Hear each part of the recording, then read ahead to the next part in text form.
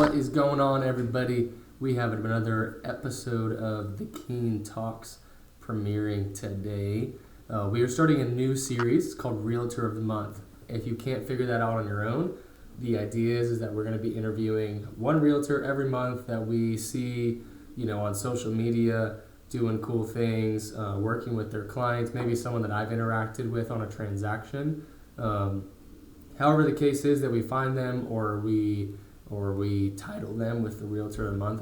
We don't have a perfect metric yet for that, but we're going to be at least highlighting one realtor in our local market every month. So this is going to go on the podcast. We'll do a full podcast with them. It'll also go up on our Instagram. We're going to be asking the same 4 questions to them every single time, and that'll go up on the Instagram, my Instagram. We'll tag them in it. So today we've got our first Realtor of the Month for the month of March 2024 is Luis Carrillo. He's a really good friend. I met him through a transaction last year, as you guys will hear on the podcast. Since then, we've had a friendship blossom. We're both believers. We both enjoy talking about vehicles, and he likes Toyotas. I have a Toyota now, even though I never thought I would own a Toyota. We could talk about that later. But, it was a fun episode with him. Stay tuned to the end. That's when we're going to do the Realtor of the Month segment. That portion will be posted on Instagram on its own if you want to look at it that way. But here we go. We're going to roll the music. Make sure to go like and subscribe and follow the podcast. Follow us on Instagram. We're trying to put out a lot of content this year, so help us out. See you later.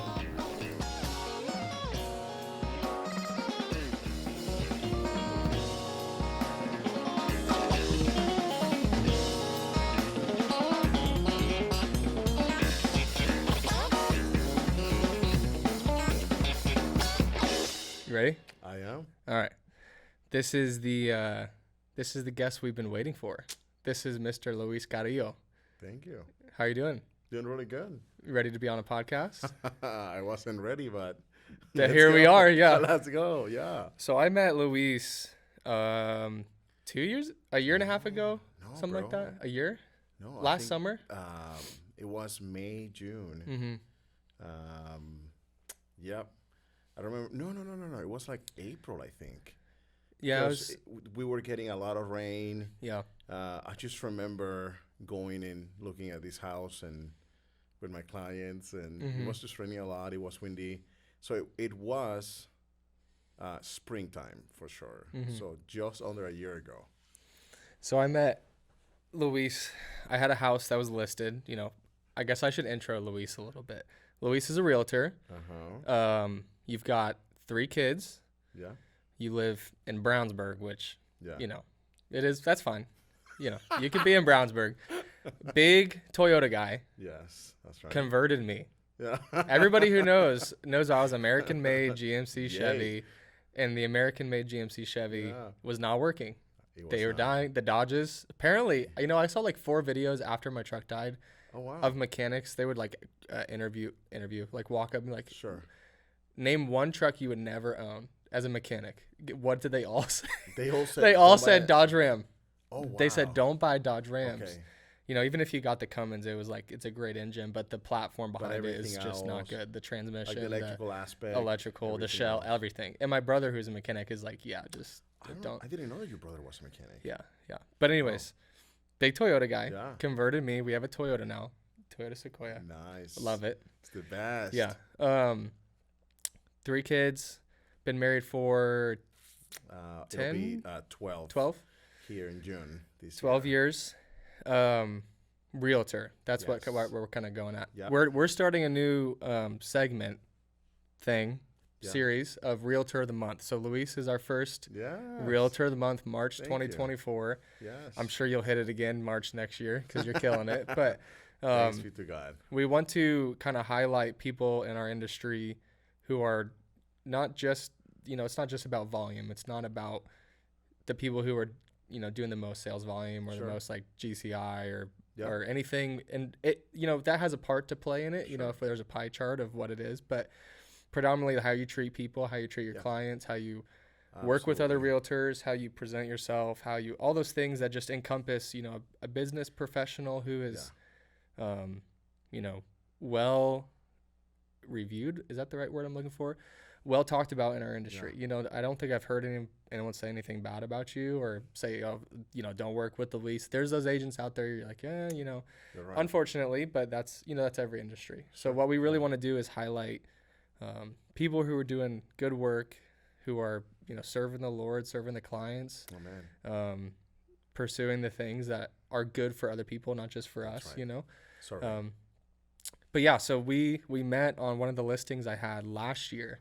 That's right. Just a nice ranch home, 3-bed, 2-bath, I think. An older guy that I was working with that was selling it.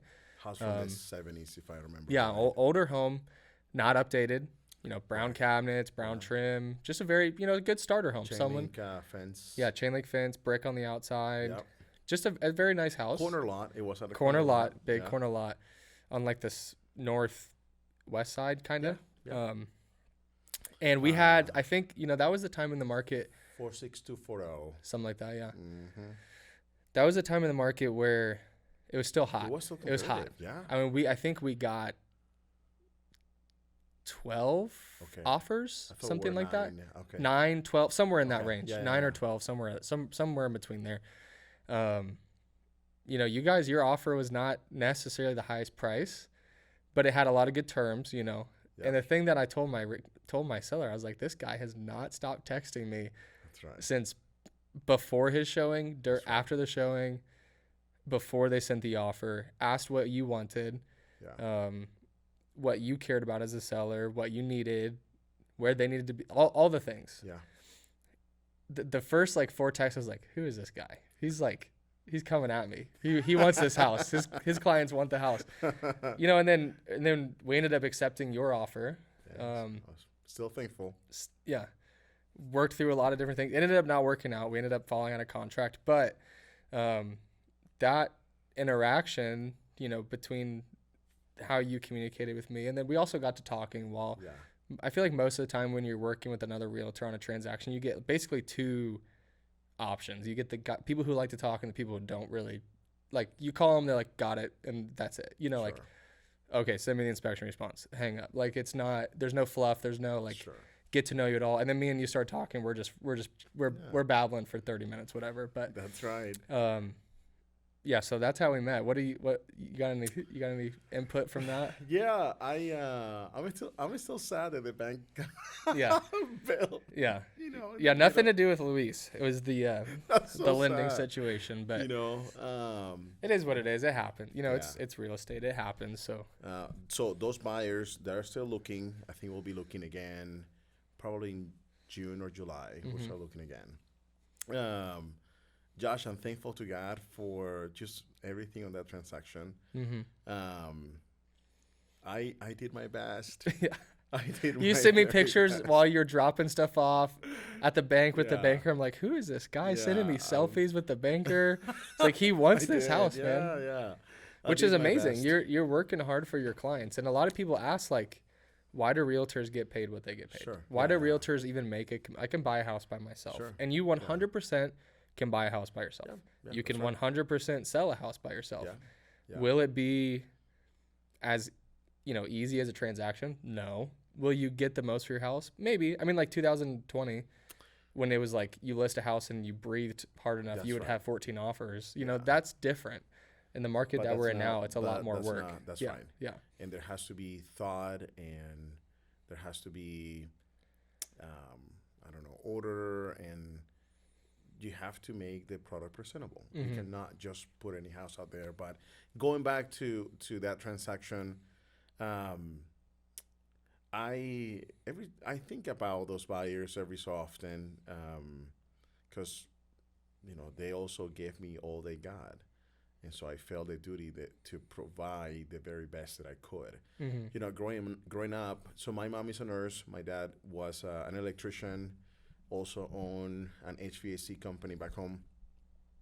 Back in Venezuela. Yeah. Except that, you know, when I say HVAC, well, there wasn't really heat. It was just cold because the country is just hot. Mm-hmm. You know, I remember my mother and father saying, "Hey, doesn't matter what you do, but whatever you do it the very best that you can." Mm-hmm. And so that's how I treat every transaction. I feel honored that people call me. I'm like, what? Somebody wants to work with me? Yeah. Man, that's amazing. Yeah. You know? And they ask you questions and you're telling them the answer and they're like soaking it up. That's right. Yeah. I had to get used to that. Like this is a profession which people don't know. Yeah. Right. I mean, I've had clients that are literally like, what is an inspection? That's right. Like what is earnest? And That's right. you know, some of the nuances you expect them not to know, but then there's some like, yeah, we write an offer. They're like, okay, what is an offer? You're like, That's right. and you got to teach them, and they're soaking it in, and it feels weird sometimes to like you're the expert on all this information. But I think that aspect of our vocation is very fulfilling. Oh yeah, for sure. That's the most fun part about it. Yeah, is to be able to explain, to be a guide. But falling down. I think that to finish up the question that you asked, hey, you know, tell me more about that transaction. Josh, it meant a lot to me that after I gave my all, like I prayed, I remember just being on my knees about that transaction. It's like, you know, asking, you know, Father God, please, you know, if it's your will, let the house to be for my clients. And I felt defeated. I felt like I did not do good enough. And so I had to process that it was just outside of my hands. It's nothing that I did. And I was thrilled when you said, hey, man, I don't have anything against you. That's what you said. I don't have anything against you. I have some things against the loan officer, but I would like to meet you. Yeah. That meant a lot to me. Yeah. And I'm like, oh, wow. Okay, let's meet up. That's what I can say about that interaction. Yeah. Yeah. Yeah. And then from there, we've hung out, gotten the families together. Yeah. You took me to Venezuelan food, or is that? Did. That's right. Yeah. Tried my Venezuelan. It's That's basically Mexican food. Come on. It's just gotta have more cheese. No, that's it. I don't know. I think it has less cheese. But, less cheese. But yeah, so we went there, hung out, and spoke to Mauricio. We made a phone call. He's still in North Carolina at the moment. But I think this is the beauty of the industry. The beauty is relationships. I tell all my clients, I say, hey, I'm not selling a house to you. You can't say, Luis sold me this thing. Because amongst friends, no one sells anything to anyone. I want you to be satisfied with what we find. Josh, there are clients that do take 50, 60 showings until we find the house that they like. That's a lot of showings. It is a lot of showings, but it's not everyone. Yeah. There are clients that by the third or fourth house are like, okay, this is it. Yeah. Right? Me and Tiffany is about one. We go in one, we're like, all right, this works. Let's go. This is good. Yeah, literally our first, I think the one we currently live in was like our second, and then the one we just are buying was the first one. But granted, we're realtors, so we look at that's right. a lot of houses. So Before for me I already know what I want. Yeah, So if I'm not gonna go look at it, if it, go ahead. right. I cut you off. But, No. But I was gonna say, I think that I tell my clients, the house sells itself. There is no reason for me to be like, oh, Josh, but look at these floors, Josh. Yeah. Josh, look at these cabinets. Yeah. This is, white oak. Yeah. And, Amazon handles. That's right. Are you good at, I think probably my biggest downfall as a realtor is I'm not like to me, a house is a house. Like the people in it make it the home. That's the house is. That's right. The house is what it is. Like it's got floors, it's got a wall. As long as there's nothing wrong with it. Sure. But I don't walk in unless if it's a real nice house. I don't usually walk in like, oh my gosh, this kitchen is it's crazy. It's so nice. I'm like it's more like, okay, here's the kitchen. Sure. Can you see yourself in it? That's really what I'm looking for. That's right. But like I know there's realtors who are just very bubbly and very like. Are you kind of like that? Or are you more like logical? This is this. Yeah, that's more like me. I just can't, because what I tell my clients is I really try to work this and treat you in such a way that I want to be treated. So if somebody comes to me and says, so like everybody knows, like I have a passion for vehicles, cars, but specifically Toyota trucks. Everybody knows that. That's what I drive. That's what my parents have. Like, that's what my extended family on my wife's side now has. So I know, like, kind of like you in your situation with your house, you know what you like. If I ever go to a dealer to buy a vehicle, nobody can be like, hey, man, look at those wheels. Like, all right, I already know. I see the wheels, yeah. It's fine. Yeah. Right? But, like, when I get in the vehicle, like, do I hear noises? Mm-hmm. Like, what are the brakes like? What is the power like? Are they blind spots? Mm-hmm. Do I see myself in that vehicle? Mm-hmm. If the answer is no, okay, I'll just keep looking. Yeah. Right? It's the same with a house.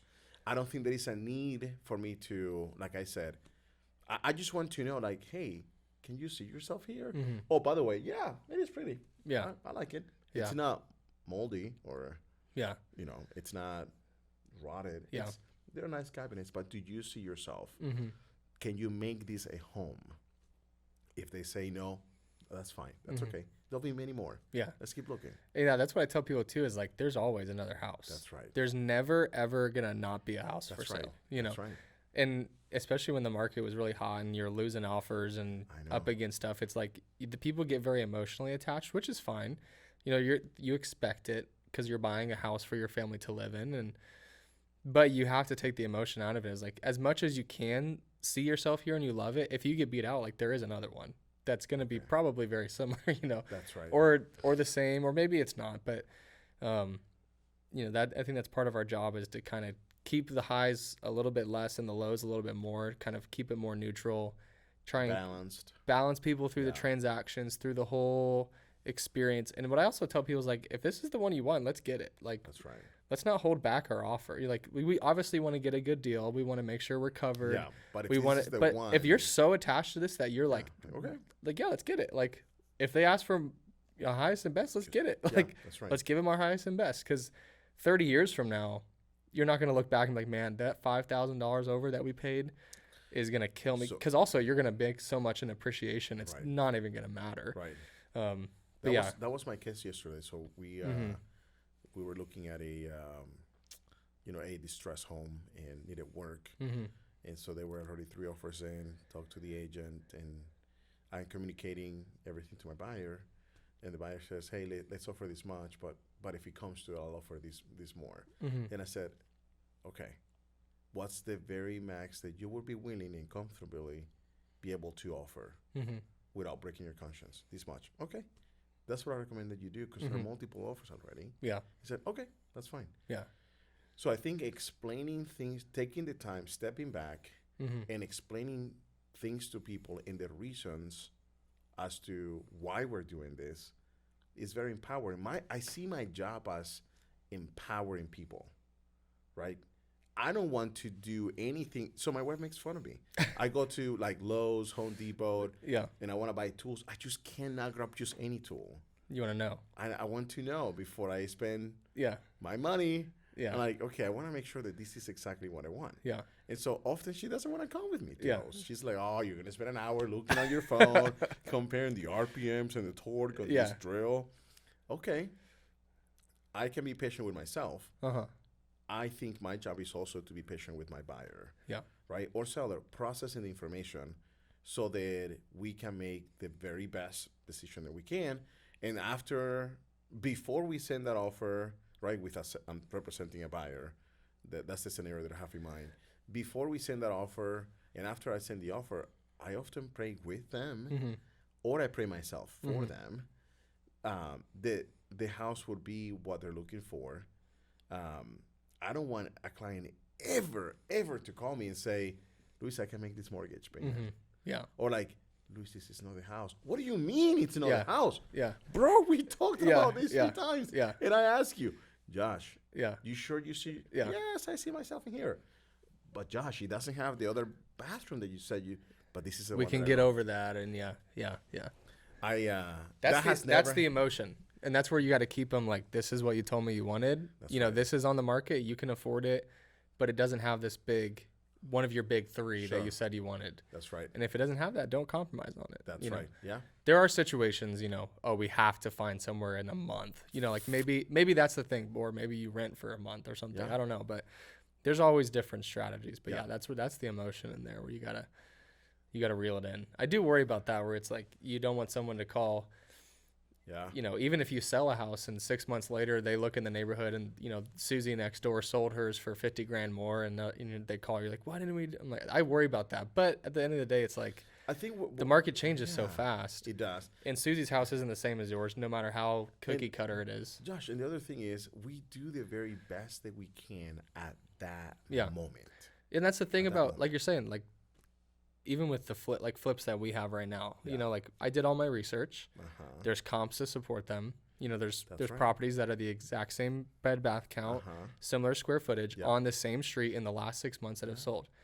That house had a buyer. Doesn't mean my house is going to have a buyer looking in that area for that price, you know? So you can do all your research, but you're playing with the people who are playing at that time. That's right, at that moment. And that's why we say, oh yeah, the best time to list is in the spring, because that's the most amount of players, you know? If you list, you know, in the wintertime, that's on Thanksgiving Day, you're probably not going to get very many showings. Or you know, Christmas Day. Or Christmas, or the day after Christmas. Yeah, like nobody's out there thinking about that. Everybody else is thinking about their time with their family, food, and whatnot. And you will have people, you know, there's circumstances, but the majority of your buyers are not in that market. That's right. That is correct. Yeah. So we jumped right into it, but tell us a little bit about Luis. Where'd you come from? Okay. Give us a little bit of background. Get to know you a little bit. So I'm from Venezuela. I'm 36 now. Came when I was 15, so that was back in 2003. And 36 is old. I mean, you're getting up there. I need to big 4-0 is your big turn. I need is to the take next vitamins turn every day. I can't go to the gym because my joints. But you know, we lived a really nice life back home.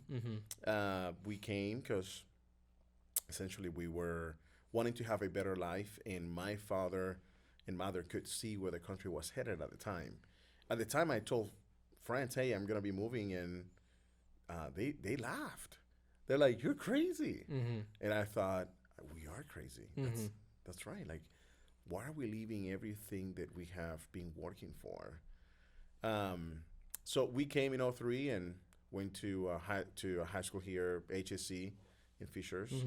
And at the time, Josh, I was one of like 8 or 9 Hispanics, and 3 of those were my cousins. Did you speak English before you came, or did you learn it after you came? No, I learned it when I came. Yeah. And so anyway, got married in 12, and then we rented here in Carmel for like a year. And then the time to buy. What was your rent at that point? Oh, bro, it was $650 a month. $650 for $650. It was a 2-bed, 1 bath, with a carport in the back and a little storage. Like a little apartment complex. Yeah. That's not horrible. Today it's probably $1,500. Probably. So $1,200. So I remember, you know, looking into buying a house, and you know, we were between Fishers and Noblesville, Westfield.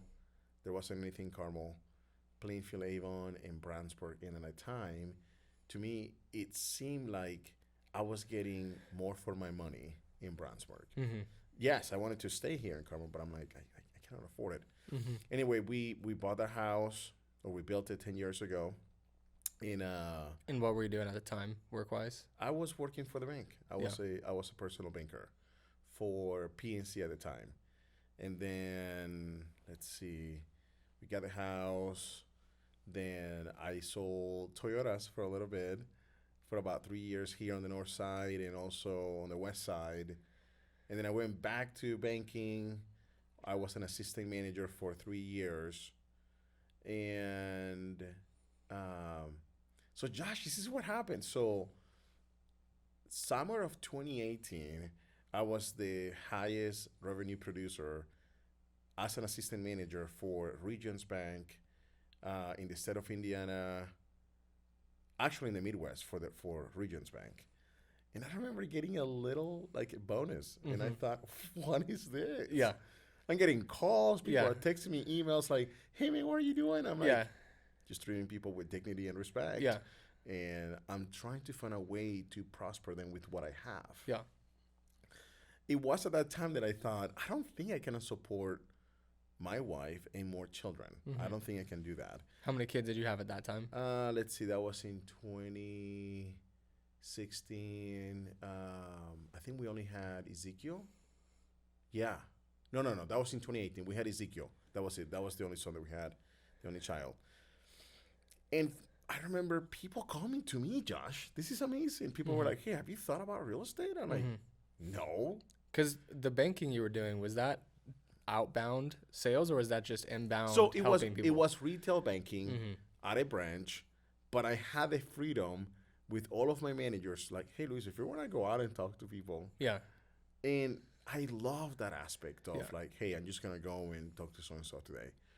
So, Josh. okay, so where would you go and who would you talk to? You like go to Kroger and just chat it up with whoever's standing there? I would have built relationships at people that work at a warehouse Yeah. or at a restaurant. And then I would go and say hi to them and say, hey, man, we're opening accounts. Like, Yeah. do you have anybody that wants to open an account? Oh, we just hired Peter Yeah. last week. And where would you meet the person at the restaurant? Just you knew him? Just relationships over time, or so at the bank you have people that come and make deposits like Yeah. every day or Yeah, every yeah, couple days. So you just get to know those people. Hey, Mhm. Josh, how you doing today? Mm-hmm. You know, at the time, let me think. At Regions Bank, they will make you like you have to greet everyone and say something like, "Welcome to Regions. How Yeah. can I help you?" Yeah. You know, by now, like, I got it. I'm Yeah. fine. You know? Yeah. But that was something that I did at the bank. Anyway, it was fascinating. You know, thinking back, just there were like 3 or 4 people that came to me and said, "Hey, have you considered this?"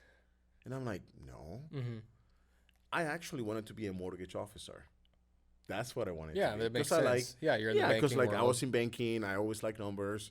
I learned in banking to be very careful with your finances because I would see people using credit cards and like they will come to the bank bleeding, saying, "Hey, can you do is there a loan that I can combine all of these stats?" And yeah, do you have do you have equity in your house, Mm-hmm. right? And so there was a reason for me to be in banking. I learned that money is a tool, and you can do many, many things, whether good or bad, Mm-hmm. with money. But anyway, got my license in 2019. Mortgage license or realtor license? My real estate license. Yeah. It was January of 2019. I had to take the test 4 times, bro. I'm like, this is not for me. Yeah. And then I had 2 friends, my wife and another guy, just cheering me up, like, no, you got this. I'm thankful for them. Yeah. This is why we need to have quality friends around Mm-hmm. and good spouses. Yes. They can say yes or can say no, like, you're crazy. I walk out with a shirt on and I'm like, man, I look pretty nice. And Timmy's like, why are you wearing that? And I'm like, I'm back to the drawing board. And so Can't go out with this on. That's right. Confidence shot. Good. Yeah. It is good to have a spouse like that, and in this case, a man that can receive that and process that and say, okay, thank you, thanks for loving me. Mm-hmm. But anyway, so I left banking. It was painful. My manager gave me an 18% raise at the time, and he's like, hey, stay with me. I'm like, I don't think this is what I want. Yeah. So this was, Josh, the raise was like April of 19. Mm-hmm. Then 2 months later, I said, no, I need to go. Had you done any transactions between, you said January you got it? No, so I got it, yeah, but I couldn't. You cannot have a license and be at the bank, Oh, right? And so I gotcha. told my manager, like, hey. So you had to like cut and leave in order to start. I told him, like, hey, I'm doing this. And he's like, no, stay with me. I'll give you a raise. So he gave me a raise. And he said, just give it 2 weeks, 3 weeks. Just keep thinking about it. And I went to him and I said, James, I remember crying. Like, I was crying about this, bro. Uh-huh. I'm like, I'm like, James, I really enjoy working for you and with you. Mm-hmm. It's fun. He's a Christian man too. He's into guns and, wrestling, and I like all that. And I said, James, this is not what I want to do. Yeah. He said, okay, how much time do you need to find a job? And I said, 3 months. Josh, God provided. I got a job within like a week or 2. Oh, so you got a different job, so you could start doing the real estate. Yeah. I wanted to honor God with my life. Uh-huh. I wanted to be able to walk on the streets Uh-huh. and people look at me and be like, that's an honest guy. I didn't want to have my conscience bother me. Because you're at the bank think, and yeah. oh, wow. Yeah. So I'm at the bank. I'm not supposed to have a real estate license. I have, and I have done transactions on there. Yeah. I didn't want to do that. But you didn't want to also go cold, just cut the work, I did cut not, the salary, and and the go reason, straight. that's right. I did not, and the reason for that is I had my very first managing broker say, "Hey, man, a lot of people want to jump into this and they just don't make it. Yeah. You know, you It's have harder. to give it some time. Yeah. Just give it some time. So that's what I did. Excuse me. So I contacted a friend, Taylor Bailey, and I said, "Hey, bro, I'm looking for a job." At the time, he was a manager for Bell Tire, and he's like, "I'll just, we'll take you as an assistant manager." That was amazing. Yeah. Because God provided the salary that they were paying me was barely above the salary on my previous job as an assistant manager. So it was like, this is amazing. Yeah, I mean, for sure. Yeah. So get this, Josh. So I started at June of 19, opened the Bell Tire in Plainfield. Okay. Then February, March, we knew already that there was going to be a Bell Tire opened in Brandsburg. But there was, the pandemic was happening. We ended up, I can't remember exactly when it was that we opened at a store. April, May of, that would have been of 2020. And so I got transferred to help open the store, the Bell Tire in Brandsburg, which to me meant to me because I think if we can, I think that we should work in the place where we live and make connections with people, right? I think God has made us to be in community. Yeah. Not to be like under a table. Yeah. Like, or away from people. It's more, it makes it feel more, local and caring versus transactional. That's right. Because, Josh, there is a saying, real estate is local. Oh, for sure. Yeah. And so I find it very attractive and fulfilling to be in a town, work in that town, pay my property taxes in that town, and be in community with those people. I think it's just very fulfilling. Anyway, so got transferred to the Bell Tire in Brandsburg. That was 2020. So April, I think, of 2020. Josh, in that year, I think I did 2 transactions. So then April of 2021, I'm thinking, okay, I'm busy. I thought I was busy. I was not. Yeah. But at the time, I thought I was, based on the people that I was talking to. Yeah. And we need encouragement of our spouses. I remember telling my wife, Allison, I want to do this full time, but I don't know if I'm gonna make it. And she says, well, if you want, then I guess you're going back to Bell Tire. And I said, no. No more tires I'm for not me. going back to Bell Tire. So you quit and did 2 transactions. So I did those 2 transactions, and then. Or you quit after those. So because the 2 transactions were in 2020. So I left in 21. I left Bell Tire June at the end of May of 21. Left and went with a company Front Porch. Yeah, I think I've heard of them. That's right. Yeah. And then Front Porch got bought by FC Tucker 3 months later. So in those 6 months, I think I did like 1.7 or 1.8 million. Yeah, in sales. Yeah. I can't remember, maybe like 8 houses or something. Yeah. And then 2022 came, and I did 4.5. Yeah. And then 24 came, and I did 7.5. Yeah. 23?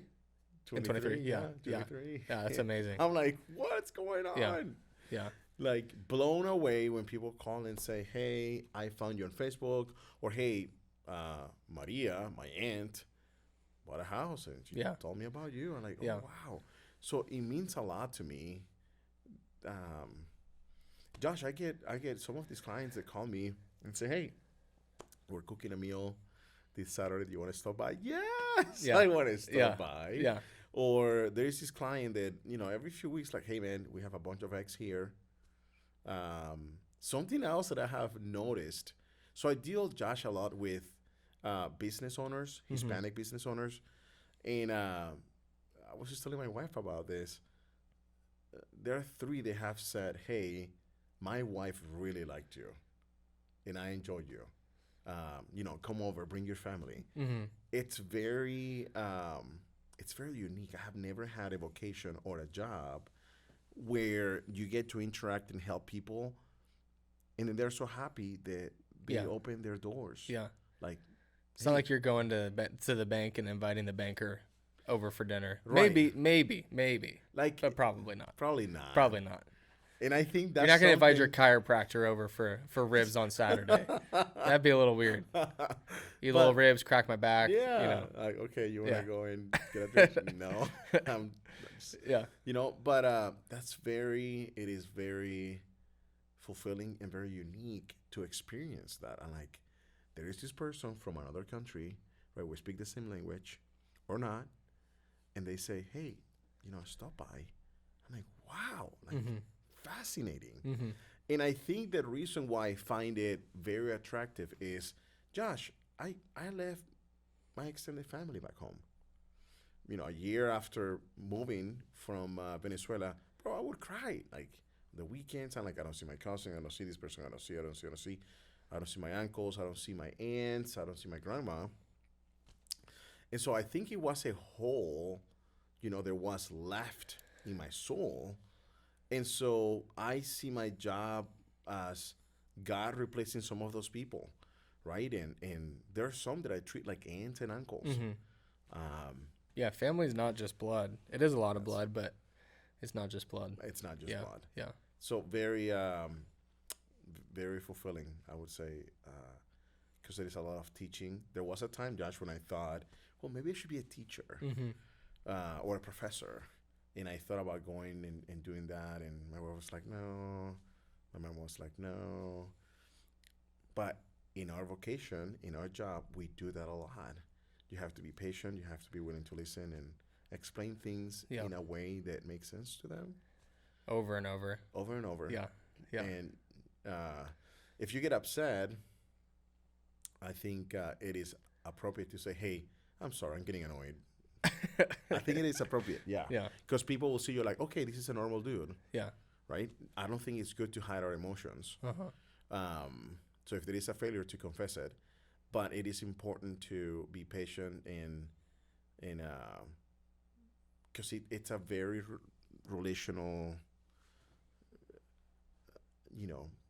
duty or job. I don't like to say the word job because it's not. Doesn't feel like a job. No. Yeah. It's beautiful. Yeah. Do you think this is something I've thought about? I think since I met you, but do you think speaking Spanish and like having that other, not side of you, but Sure. you have that whole ethnicity and heritage from that culture. Do you think that helps you business wise? Because there's a whole other demographic that I basically can't touch. Sure. I mean, I can, but I don't speak Spanish. So if they're low on English or like they relate way more to you than they do to me. Yeah. Do you feel like that has, allowed you to generate your business even faster? So, Josh, yes, it has. So the very first year that I went into real estate, in the second, most of my clients were local people. But I put an emphasis in 23 in finding Hispanic clients. And not because I don't have anything against our people here, but I thought, man, I think I can be more useful. And there are agents who want to do the opposite. There are Hispanic agents that want to attack or penetrate the American market because they're more expensive houses, right? And in a sense, easier clients because things are, more cookie cutter. Right. Potentially. Yeah.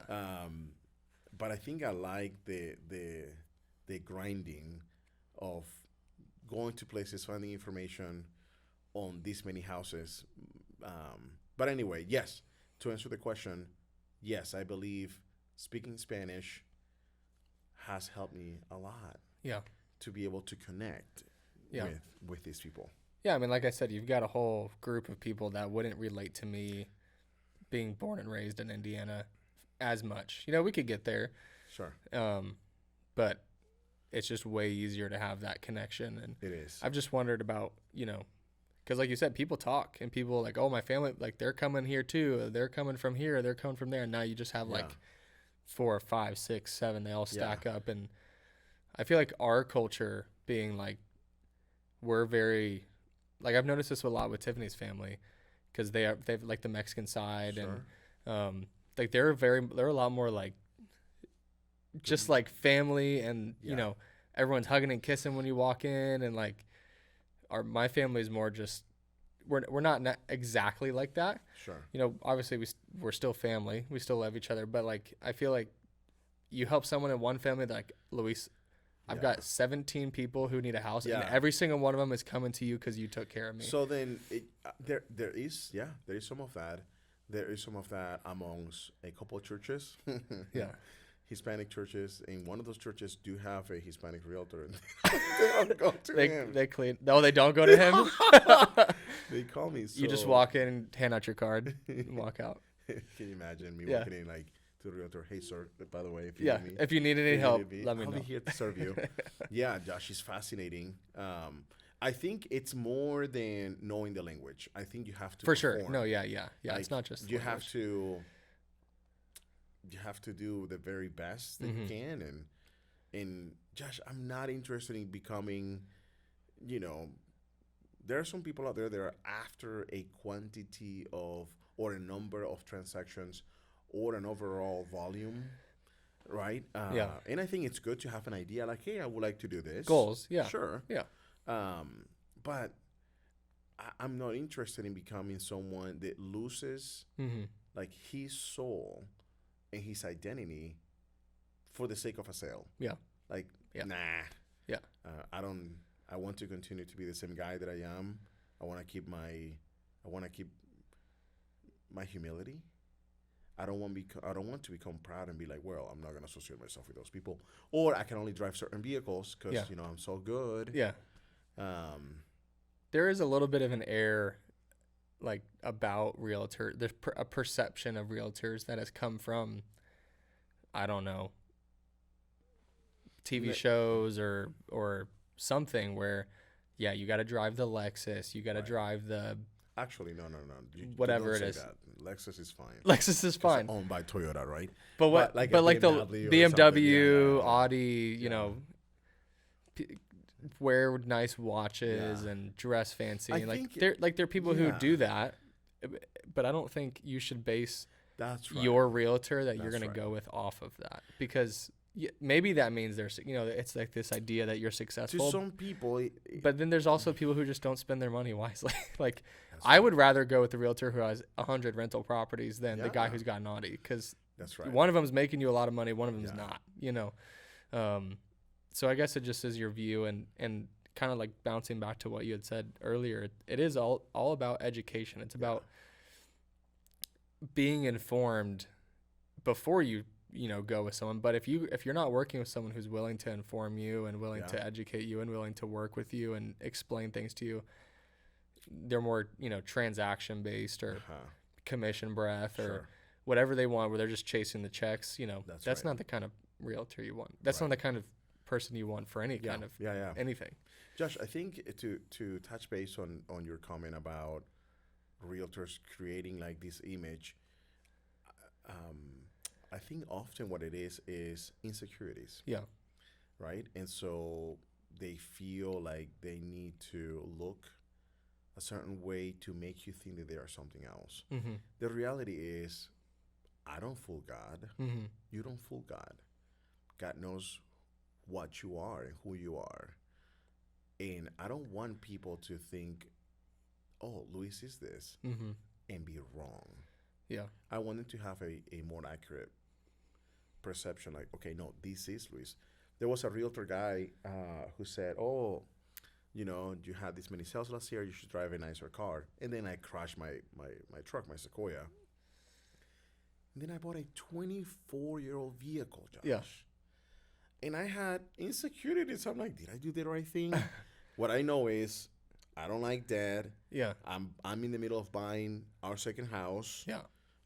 And I know that that's going to generate work, you know, things to do in the house. I'm like, so I buy the truck, and then after I buy it, I'm questioning myself. Did I do the right thing? You know? Yes, I did the right thing for me. Yeah. I wanted to make sure that I wasn't getting into that. And I wanted to... I have a motorcycle, right? And I'm going to sell it because I don't have time. That's awesome. We need to talk about the motorcycle. You know, I think that I want to be with my wife and the kids. Yeah. how do you have 4 kids and a wife in a motorcycle? Yeah. Maybe one of those side-by-sides, right? Like Yeah. like Polaris or Yeah. whatever. Yeah. Like, you can... Those aren't as cool, but I used to ride with my dad all the time on his bike. did? I mean, that was one of my favorite memories growing up is riding with him. And Josh and I did with my dad. I rode, but I'm always Can't on the put all phone. 4 of them on there. That's right. I'm always on the phone and talking to people, and I'm like, but anyway, the point is, I guess there is a time and a place for everything. I'm glad that I made the decision to have the old vehicle that I have. It allows me to work on it and just release the stress sometimes. I need to be doing something with my hands to forget, because our jobs are mentally heavy. Mm-hmm. Like sometimes I feel my brain becomes like a racing, like just dry. There's some days at the end of the day you're just mush. You're like, okay, I'm done. Yeah. You're just like, I just need to like zone out for a while, mow the grass. And what I use, that's right. Yeah. And so what I use to, I guess, rejuvenate myself is work on my truck or do a project at home with my wife. I think it's very fulfilling to be able to do that. I remember, Josh, going to a showing and driving my 24-year-old truck. And I called the lady and I said, hey, that vehicle that you saw me a few days ago on, that was one of my dad's cars. I crashed my own. And I'm in the middle of buying a house. And I'm driving this thing and the exhaust rattles.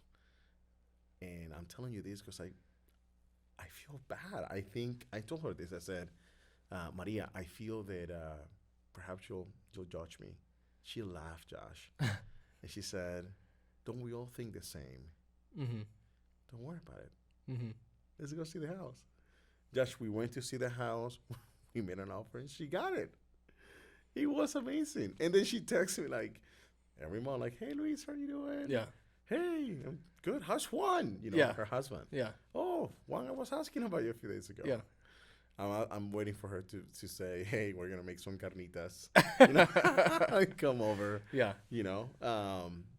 But that's that. Yeah.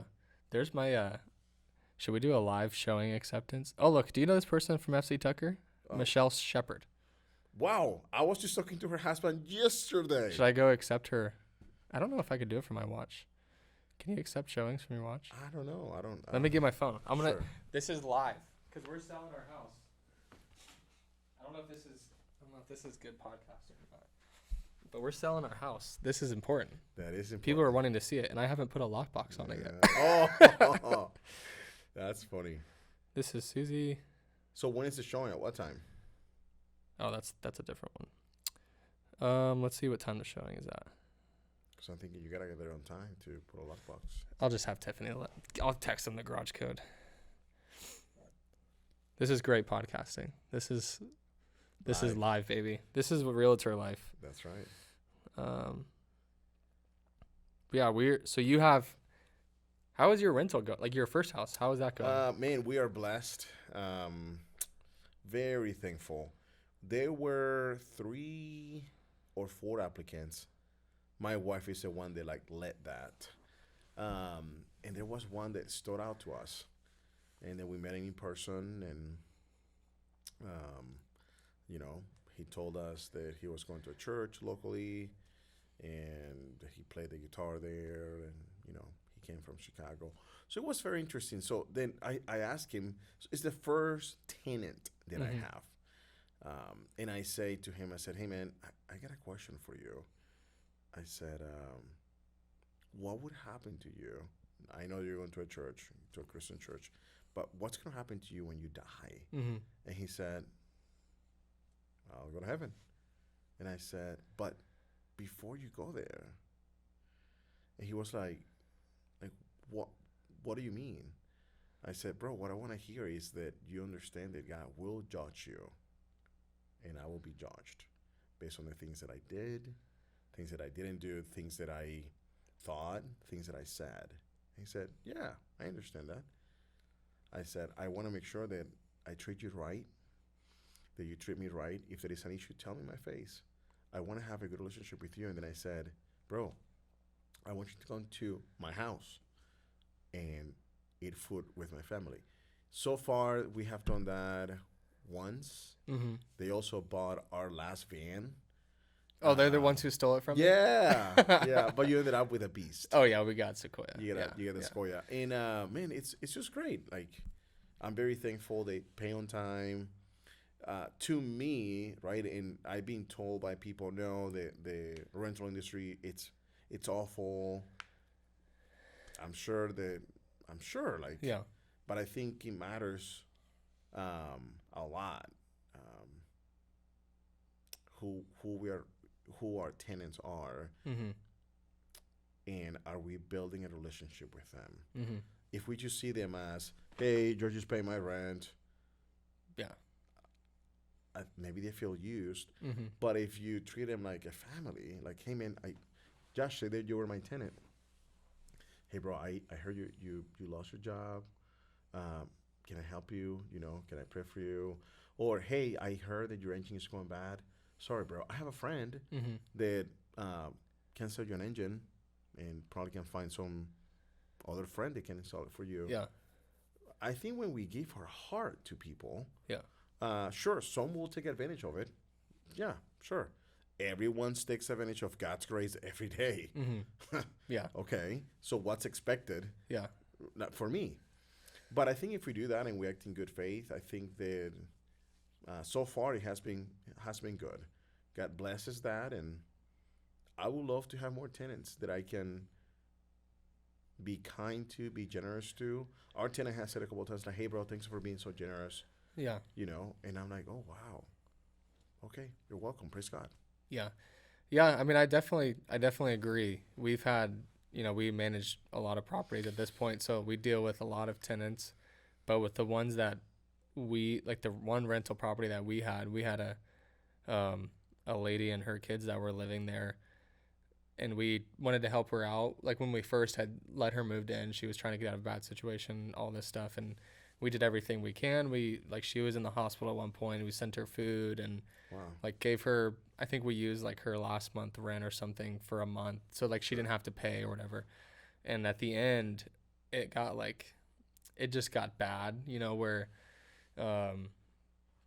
her, different situations were happening, and she always paid, but the whole relationship that I thought that I had built with her and, talked with her, prayed for her, told her all these things, like sent her food, it felt like it just kind of went out the window. So not to deter any of that. Like that's what you're saying is you're going to do what you're going to do, and I'm going to treat you the way that I would want to be treated, and how the Bible instructs me to treat others. And it just doesn't always get returned in the same way. Or it does for a bit, and then, hard times happen, and they don't have the backing of the word and the Holy Spirit in their heart guiding them, and knowing that, this world is what this world is, but Christ's love is what I need to emulate regardless of what's going on. That's right.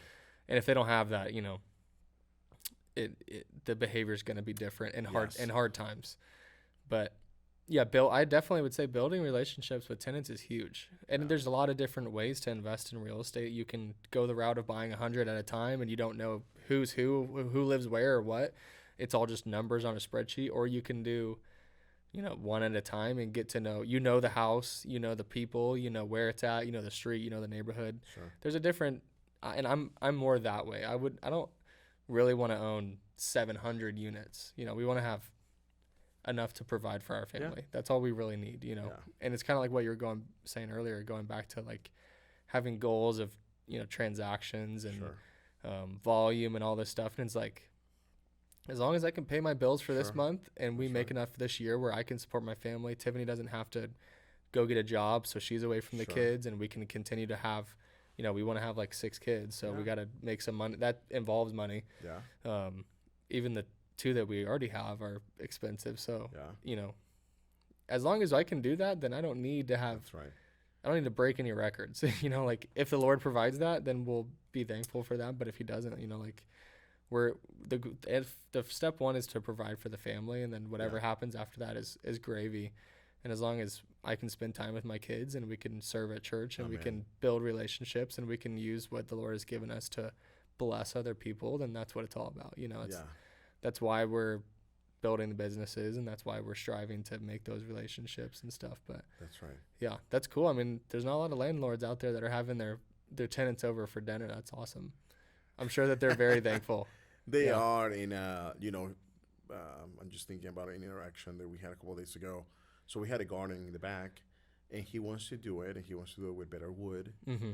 And so he's like, hey, Luis, if I put a better wood, can you reimburse me for this? This is something you said you would reimburse me for. And I said, no, for that. But for the mulch, I did say that. However, if you want to do a garden, and I said, you want to go 50-50? I want you to be satisfied. He's like, well, if I buy the wood, it will be for a 10 feet long. But he says, I can get from work disposed 4x4s that are 8 feet long. And so he said, I think I'm just going to do 8 feet long beds as opposed to 10. And I said, okay, that's fine. I want you to be satisfied. I want you to be happy with what you have. Mm-hmm. And that's when he said, bro, thank you. That means a lot to us. But 2 feet is not, I'd rather just use free wood. Yeah. I said, okay, that sounds good. Yeah. Yeah. So good. It is, I want to treat him like I want to be treated. Yeah. If I was him, I would like to hear the things that I said to him. Yeah. And it is wonderful, the response that he gave me. And I also, Josh, I also told him the day that I met him, I said, I'm glad, you're a Christian. I'm glad you're going to church and you're serving. I said, Dan, if I had seen you 7 years ago, I would have judged you mentally and be like, this guy sucks. He has like tattoos and things and piercings. And he looked at me, he laughed, and he said, that's when I became a Christian, Luis. But at the time, I'm 36, so I know how I thought when I was like in my 28s, 29s. And he said, wow. So to be able to say that and be transparent, it feels wonderful to me. Yeah. I want to be able to, there are certain things that you're like, okay, I can't say this, but things like that, I'm like, okay, this is what I would have thought about you 10 years ago, but this is what I see now. I can see peace in his eyes, and he has been changed. There's no question that God has changed that man. And I'm glad that God crossed our paths through the house. Yeah. If it wasn't because of our first house, I would have never met him. Yeah, that's all. I mean, the Lord uses anything and everything as tools to meet more of his brothers and sisters in Christ and spread the gospel to people who don't know. Yeah, that's awesome. Well, you want to hit our 4 questions for Realtor of the Month and then wrap it up? Sure. Let me pull them up. How are you doing on time? We're good. The showing's at 5, so we're good. Okay. Yeah, I got time. So like I said, we're doing Realtor of the Month. We're going to ask the same 4 questions. Every month. Well, unless if the questions need to be tweaked a little bit better based off of responses. But for the most part, we'll be the same 4 questions. So you're the beta test. You're the number Let's 1. do it. You're patient 0. Okay. So, Realtor of the Month, Luis Carrillo. How long have you been a realtor for? Question 1. Let's see. Been a realtor since full-time since June of 21. But I got my license in 19. I really don't count that time because I really didn't do anything. But yeah, I would say since June of 21. So it'll be 3 years here in a couple months. Awesome. And then what do you enjoy the most about being a realtor? The teaching, guidance aspect. Yeah. And building what to me are meaningful relationships with every one of them. That's what I like the most. Awesome.